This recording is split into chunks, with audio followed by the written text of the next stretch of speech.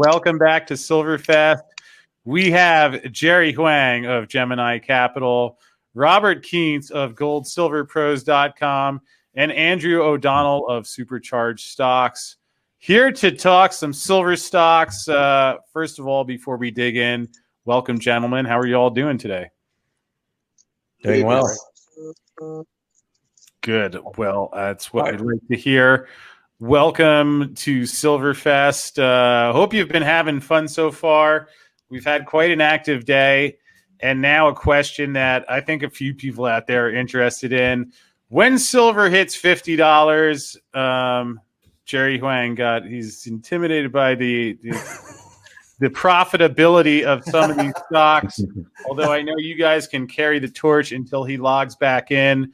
But when silver hits $50, I think a lot of us are expecting that some of the silver mining stocks are going to be substantially higher. You would certainly think so. And you can mention specific names or characteristics of what types of stocks, but we'd love to dig in. And for folks who do subscribe to $50 silver in our future, what they may want to look out for. So, Andrew, why don't you start for us today? Sure. Pleasure to be here. I always like speaking with you. It's always fun. I'm glad to be on the panel. I'll get to hear about Robert. So I'm just going to get right into it. So I like to start at the safest kind of thing and flat out, just buy physical silver. Why not? I mean, I've been saying that for 3 years with gold and silver. Why would I want to own US dollar? Or I live in Vancouver. Why do I want to own Canadian dollars whenever I have the opportunity to buy, and specifically physical? So I was taking that message to family offices 2-3 years ago, which was not as well received, but it helped a lot for today. They were more interested in talking about weed stocks, you name it, especially Vancouver. But that built a really good sound reason for me to follow up in the last 6 months to a year. So that's the first thing I say to people. Why would I want to buy, sit in cash, sit in the GIC when I can own physical? So, and on our way, we're not at 50, but it's going that way. Certainly all appearances. My next one is a bit of a cheat because it's a precious metal one, and it's wheat and precious metals. You're going to see a massive growth in that. It has such exceptional margins. So that's a safer kind of conservative, approach to a generalist, which is usually what I try to do. Is I try to branch out to a generalist to get them to where I'm specifically a penny stock junior exploration kind of guy. I love that. That's one of my favorite spaces. So I'll leave wheat and precious metals because that is an obvious play. It's I think on August 12th they announced record sales volume and revenue. That's only going to get better. They have incredible properties to stream from. It's run by Randy Smallwood, exceptional management. I mean, that speaks for itself. Second one is a bit of a kind of, I hate using the term no-brainer, but it's First Majestic. You're going to hear lots about First Majestic, I'm sure, either yesterday and today. This one, I think, as far as a pure silver play, this one is by far my favorite. Just that San Dimas property alone, I think their expected production is 6 to 7 million ounces of silver. It's an exploration, development, streams, you name it. The recovery rates are somewhere around 93 to 95%. And they're implementing an entire tech strategy since 2018. So that one in and of itself is a fantastic opportunity. I might be stealing this one from Jerry, so I'm not going to talk to it too much, but I really like Arena Silver.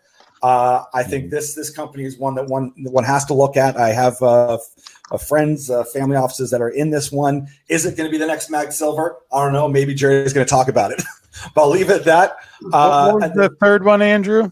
The third one is Van Gold Mining. Arena Silver. Reyna Silver. Reyna Silver. Okay. Reyna, yeah. So is this going to be the second coming of Mag Silver? So that one, I'm suspecting Jerry's going to talk about it. So Jerry cornering the market like a Hunt brother on Reyna Silver. Is there shares left for anyone else? Thank you, Andrew and Jerry. What do you say to that? Thanks for the intro, and thanks for hosting Chris, obviously, in the inaugural Silverfest. So we're all obviously converted silver bugs here, and Rob obviously put that helmet underground 300 meters at one of our mines. down in Mexico a few months ago before COVID hit. So we're definitely preaching to the converted here. But yeah, like I said, I like to kind of segment this market as well, just similar to what Andrew and Rob does as well. On the large cap side, I personally like Pan American Silver. Hard to go wrong with it. It's gone up quite a bit as well. Obviously, it's got a massive global resource. It's very large in terms of market cap, over 9.5. It's already getting a nice premium, but obviously when silver goes up, these are the broad cap. It's listed on NYSE.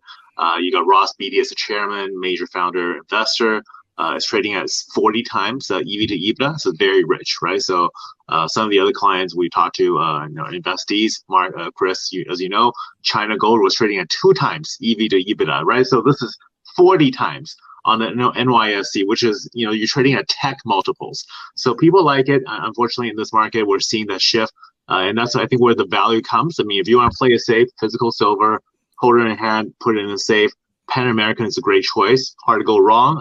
That's obviously where the if you look at it like a pyramid, they are at the top of the pyramid. They're already trading on the multiple. When silver goes up, these are the first 5 names I'll get mentioned on, CNBC and MSN and BBC. So the major crowds will kind of flood to those first, but it's already kind of been that way. So what we would look at would be the next tier, which would be the mid cap producers, emerging producers. So on this category, hate to replicate the pick, but First Majestic, hard to go wrong with it. We love Keith, we love the whole team. They made a really good acquisition in Silvercrest a number of years ago, Silvercrest 1.0, in the San Dimas and the Santa Elena, which is one of their top producers. My only concern is that they're not as pure in terms of silver percentage now. I think it's almost like 60% silver, whereas the rest is precious metal and everything else. So on an equivalent basis, I think they're roughly 13 million ounces a year, of which about half is silver, like Chris and Andrew had mentioned. So that's the only knock. But hey, yesterday you have the ultimate silver bug, Eric Sprott, buying 2%, 78 million. So you do the math. I mean, he's buying at this price point. He's no dummy, right? I mean, he's proven time and time again he's impeccable at market timing. So hard to go wrong, and he would be like investing with Warren Buffett if you're a value investor. So that's the mid-cap play. Obviously, on the smaller cap side, I do have to kind of add a pick for a pure silver play. That's an emerging producer, existing pro and past production. It is obviously a biased position for myself. It would be Impact Silver. So it's a 90% pure silver, no debt, massive land package. They've been successful navigating the COVID crisis. They've done 10 million ounces of past production already.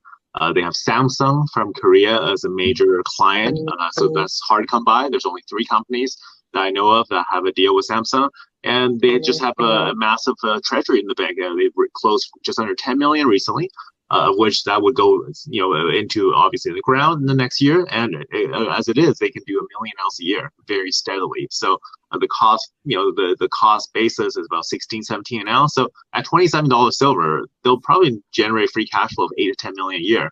And it's a company trading at 100 million market cap, whereas beginning of the year it was at 30. So it's already gone up a little bit, but sky's the limit. Obviously, there's this price point, and the fact that they're 90% pure silver, no equivalent. Hard to argue. And an honorary 4th pick, just to throw that in there, would be Reina. It's this is a unknown so far. I mean, they're just starting to scratch the surface. This is an RTO we discussed with Rob early in the year. What's really interesting, as you know, with junior mining, it's really people first, and then a kind of project, right? So Reina seems to have both. You have Peter McGall and the legendary team from Mag Silver, which is a massive company. It's a lot to check, 2 billion market cap. For a non-producer, but they have a Juanicipio JV with a massive Mexican company. So there's no doubt it's going to go in production, right? So to basically prove his thesis further, Peter seems to have found another similar Mag lookalike, and that's Reina. I mean, if you want to take a bet, hard to go wrong with someone who's done multiple times before. So that would be my 4th honorary pick, and a bit of an unknown so far, but the team behind it, EMC and Jorge, very solid family office guys in Hong Kong. They're long-term guys, and this is one of their deals they've launched this year. So I have pretty good confidence in that one. Well, I appreciate that, Jerry. And Jerry, I know you're a little more behind the scenes in the silver world. We have Andrew O'Donnell and Rob Kientz are like celebrity silver analysts and show hosts over there. But but especially because David Morgan talked about how the thing with the metals is that when you go out and meet all these people, a lot of these companies aren't well known. You can actually find a lot of value, and perhaps you could just let people know what your role is and how you're involved with some of these companies, which I think speaks to your opinion. Definitely. Yeah, so with Jemini Capital, we're a merchant bank. We take positions in companies. We have a small team here, as you know, Chris with Kevin and Andrea, who provides a lot of the social media marketing. We have a buy-side outlook and a very strong database from just our years of being in the market. So we reach out to a lot of these investors and try to uncover opportunity for them. So we're usually working on the company side, as you said. So behind the scenes, we're working as an advisor. We can help them structure deals, make introductions to capital markets, to bankers. And it's an interesting balance because we have a tier of clients that are very early stage, ounces in the ground, haven't uncovered. There's a few that are emerging producers in Indonesia, which we talked about a number of times ago on your show. And again, we have obviously Impact, which is an existing producer. And then we have on the very large side, $500 million market cap company, which has been in a long-time production with the Rob Freeland deal. So this platform essentially gives us a very interesting, holistic view of the market. And as well, I'm the CFO for Impact. So obviously, like I said, a caveat, biased opinion here.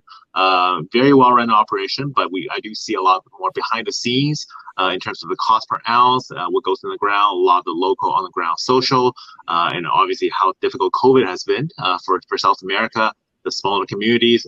As Rob knows, we were just down there back in early March. Things were fine, right? 3 hours drive, paved highways, very comfortable area. The area has been generally COVID free, but even today, because of how well that smaller towns have been maintained, they don't want anybody from the major cities to come in because, as you know, that's where all the international traffic would be coming from.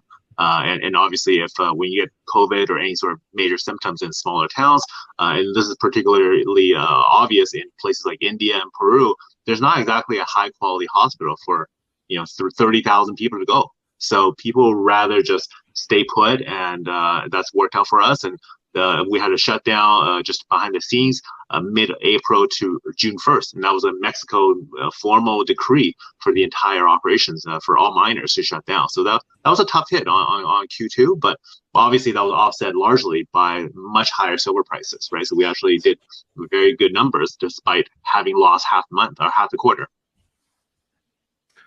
Well, I appreciate that, Jerry. I noticed you were a little modest. You didn't mention that you work directly with Kevin Warren Buffett Shum, but we will leave your partner aside. Although, Kevin, I hope you're out there and you're going to check in tonight.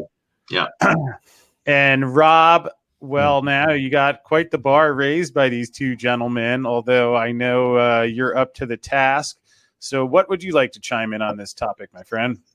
No sweat, no sweat. So I think if the question is which silver miner is going to do the best in percentage terms when silver hits 50, I think you have to go Impact Silver because they're the purest play silver miner, big, small, medium, doesn't matter in the marketplace.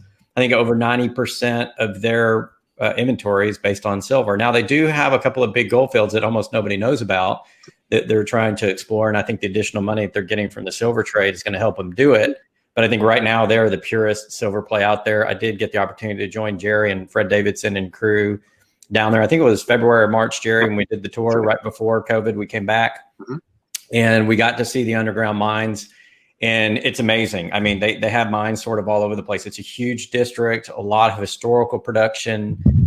They have some mines where they're literally pulling silver off the sides of hills and just trucking it over and refining it. So they got some definitely really good grades there, and they're starting to find more and more. And I don't think that project's really ever going to run out of silver because it's such a big district. They could just keep mining and mining and mining. So I think on percentage terms, you're going to see Impact Silver probably do better than anybody else in the space, pure play silver miner. If you're talking about another relatively pure play silver miner, a little bit less, but very much better known, it would be First Majestic. They get a high percentage of their revenue from silver as well. Of course, Keith Neumeyer is a great CEO for that company. Definitely a big guy in the space, big personality. They have lots of resources. They're very technologically advanced. They've been installing a lot of technology to help mine their silver better. And they recently sold a bunch of silver, millions of ounces when silver hit $20. They were holding that back. And so I know that helped their balance sheet quite a bit. And I think they're a really good company. So from a pure play silver perspective, probably those two, but I think Impact will lead the way. I think if we get into my sweet spot, my favorite area of the market, it's the people, the explorers that have the resource but haven't built the mine yet. Because once you build the mine and start mining, you get a big pop in the silver price, not only, from the silver price going from $27 to $50, but also from building your mine and having revenue. That price is going to go up. Of course, Pierre Lassonde has talked a lot about this, and a lot of other people, that pop you get when you start pouring the metal. And I think the two big plays I see there, another mine that I toured in 2018 is Silvercrest Metals. That was when they had just discovered the Babicanora vein and just started getting their bonanza finds. Of course, that thing has absolutely exploded and seems like it's never going to end. I think it's like every other month they've got big drill results. And so I think they're going to do very well. Of course, they've made their mine decision. So we'll see their share price continue to pop when they start pouring the silver. The other play there, pre-mine, but have basically made their mine decision is going to be Mag Silver.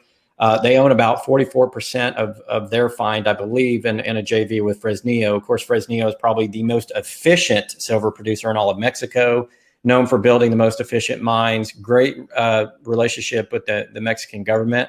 So I think Mag Silver is going to do very, very well there. The size of their deposit is just monstrous. And just from the amount of silver they had, I think it's a really safe bet. And then you add to the fact it's run by one of the best silver corporations in the world, if not the best, then I think they're going to do very well. If you want to talk about the majors, the one that really sticks out to me is Pan American. And Pan American struggled for a while. I know they're trading about $34.50 right now, but they struggled for a long time because they were a pure play silver producer, almost pure play silver producer major. And when silver prices were down below the cost of pulling it out of the ground or right at the cost, they acquired some gold assets, helped them get through that tough stretch. And now they're doing very, very well because gold price, of course, is near 2000. You've got silver up from where it was earlier. They're just basically printing money. Not as much a pure play silver producer, but definitely when you add gold and silver together, they're a very, very strong company. A couple other companies, one already mentioned, one not. I wanted to throw my hat in the ring for Reyna because of Dr. McGaw. He thinks Reyna has the land that has the origin for the Mag Silver deposit, and if so, it could actually be bigger. So if his thesis is correct, Reyna could actually become Mag Part 2, right? And if that's true, the investors that got in on those early capital raises are going to do extraordinarily well. I think the other one that's starting to get a little bit of notice is Vizsla. They started to have some bonanza grade finds on their fields as well. I know, Chris, you and I talked about them a month or two ago. I was first exposed to them in Toronto at the Metals Investor Forum. They definitely have done very well. So if you're looking more pure exploration play, go Reyna and Vizsla are probably a couple of really good names. Well, I appreciate that. And I was wondering, I know we've gone a little bit quick here, and several people in the chats were wondering if you could all just list your three picks again. Perhaps someone in the chat window could write them down. So, Jerry, can you just give your picks again, please? Yeah, sure. I think we did 4. Everyone ended up getting a bit more. But on the large cap safe side, I replicated Rob's pick as well. Pan American, huge turnaround story, PAAS on the NYSE. Chairman Ross Beatty, strong board, strong operation, trading at a nice multiple and premium already. On the mid-sized producer, very well known, obviously, one of the sponsors of the inaugural Silverfest, I should add. Great personality, always on the marketing. Keith and Todd, First Majestic, FR on the TSX, and that's, I believe, the AG on the silver symbol on the NYSE. On the mid-cap side, and on the smaller side, to be biased, Impact, IPT on the TSX. That's ISVLF on the U.S. exchange, and also an honorary mention to Reyna, so that's REYN on the TSXV for Reyna Silver. That's an emerging producer, or sorry, an emerging explorer, but essentially the same team from Mag, Dr. McGaw, possibly an extension to the source from Mag Silver. Okay, and Andrew, can you just give a quick recap of the ones that you mentioned? So if you're more conservative, I'd say Wheaton Precious Metals. You can go for a stream. It's more of a safer bet. I'd say Reina Silver would be my next for percent gain. So taking a bit more risk, and you want to see a more explosive possible gain, that's going to be your play. And First Majestic, if you want a bit more of a stable, still aggressive, investment, is a good one. I'm going to change one, throw one in a wild card because I like to go a little bit more risky out there. Is Vangold Mining, which is only about 60% of its is silver. But I'm going to throw that one in there, and if people can contact me if they want to hear more about it. But I think it's trading at 20 cents or something like that. So that has a potential of having an explosive gain, especially if we're talking at $50 silver. I mean, a lot of these juniors that are exploring, they get a pretty strong asymmetric growth when these things happen. All right. And Rob, again, just a quick recap there. Top three in terms of percentage gains would be Impact, First Majestic, and then Vizsla. And then I'll throw in honorable mentions of Reina and Pan American. All right. And we have a bunch of names coming in here. So I'm going to pick a name and an analyst on our panel and ask if you can give us just a one sentence, summary. I know that's generalizing it, but just any quick thoughts. A lot of people asking about Alexco Silver. Jerry, a quick comment on Alexco. I like the team. I've known them for many years from the silver space. Clinton runs a very tight ship. Massive project in Yukon, so hard to go wrong with North America.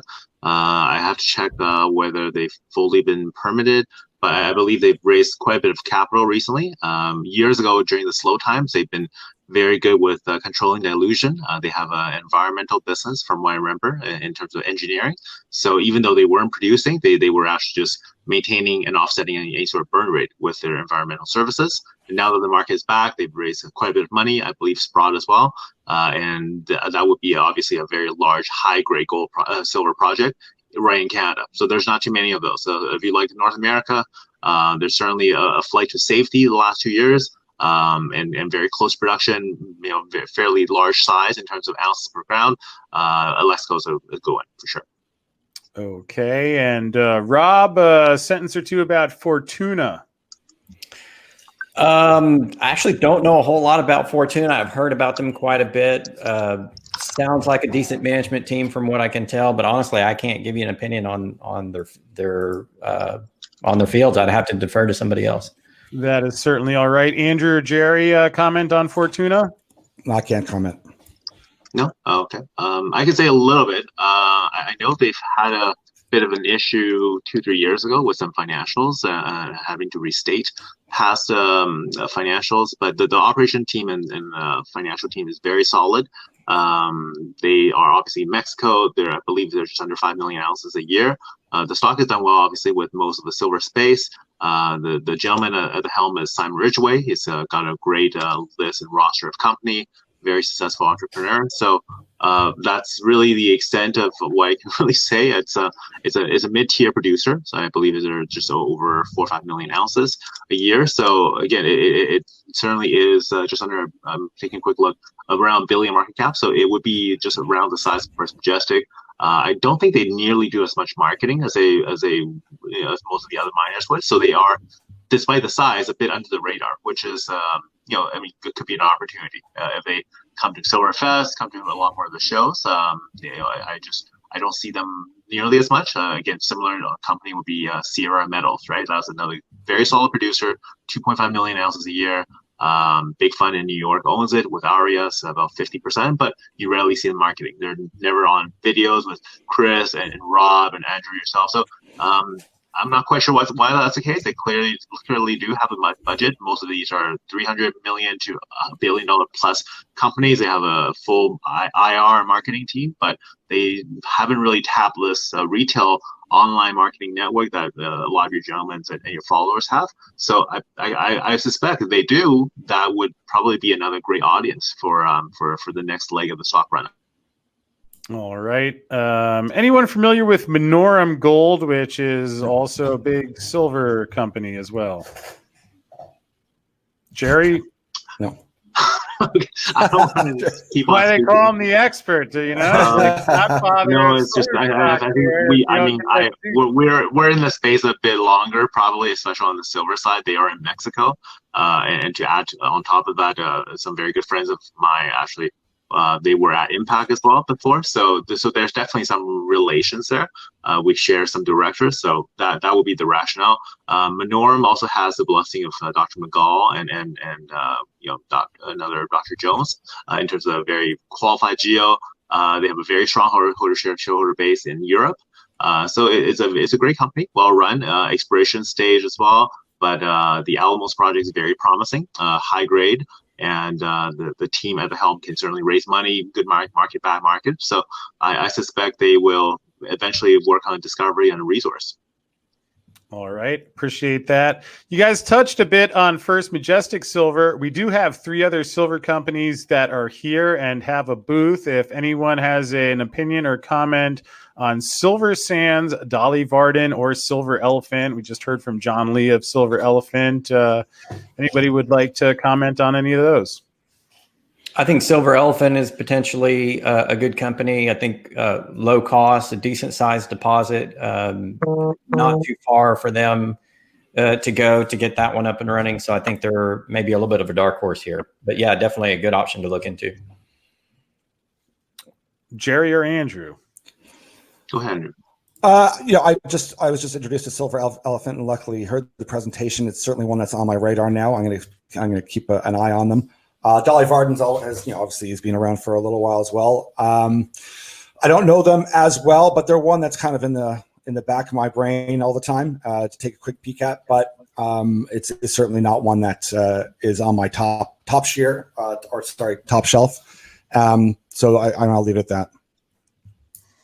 All right. And one note about Dolly Varden that I think is relevant to point out, Sean Kunkin, who is running Dolly Varden, took over recently. So I know it has been around for a while. I was quite impressed with Sean when I brought him on my show. And they do have a booth there. So perhaps you guys can go say hello, at least get familiar with Sean. And also Keith Anderson, who is here running Silver Sands, another project. So gentlemen, I appreciate you being here, shedding some light on some stocks to take a look at. And again, Rob, I know you have your own media booth here. So folks, great time to ask Rob your questions, interact with him in person. Perhaps you can invite your friends, Andrew and Jerry in there at some point as well. And again, all of you guys, if there are times where you will be able to interact, take questions in any of the video booths with people, let me know. We could do that in the Arcadia booth and announce it on the stage. But I know people are excited to hear you guys and also interact with you. So I thank you again all for being here. I hope you're having fun. It seems like people are having a great time. And I'm having a lot of fun. So again, Jerry Huang, thank you. Robert Kientz, thank you. And Andrew O'Donnell, thank you. And folks, we will be returning shortly with our next segment in a couple minutes here at Silverfest.